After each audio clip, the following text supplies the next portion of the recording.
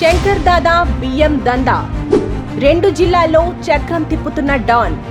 మహారాష్ట్రకు రేషన్ బియ్యం. కొమ్ము కాస్తున్న ఖాకీ ఖద్దర్. చేతులు మారుతున్న కోట్ల రూపాయలు.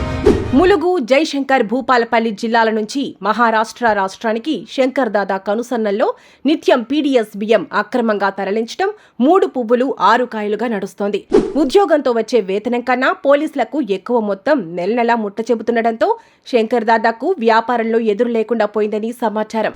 రాత్రి వేళల్లో లారీలలో బియ్యం తరలించేందుకు పోలీసులు సహకరిస్తున్నారని, రాజకీయ నాయకులకు సైతం వాటాలు వెళుతున్నట్లు జోరుగా చర్చ నడుస్తోంది. సహకరిస్తున్న పోలీస్ బాస్ ఎవరు?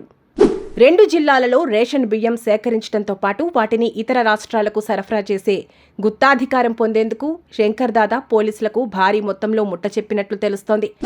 దీనిలో భాగంగా ఇటీవల ఓ పోలీస్ బాస్ బియ్యం దందా చేస్తున్న మరికొందరిని తీవ్రంగా కొట్టి శంకర్ దాదా తప్ప మీరెవరూ ఈ దందా చేయవద్దని వార్నింగ్ ఇవ్వగా, శంకర్ దాదా మాత్రం ఏకఛత్రాధిపత్యంగా బియ్యం దందా వ్యాపారం చేసుకునే అవకాశం ఇచ్చినట్లు సమాచారం.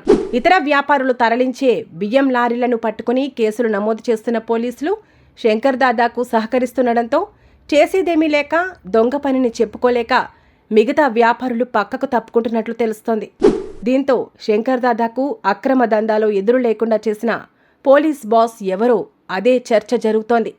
రేషన్ బియ్యం అక్రమ తరలింపులో సివిల్ సప్లై అధికారులు, రేషన్ డీలర్లు, రాజకీయ నాయకులు, పోలీసులు ఎలా సహకరిస్తున్నారో, శంకర్ దాదా బియ్యం దందాలో కోట్ల రూపాయలు చేతులు మారుతున్న తీరుపై మరో కథనంలో.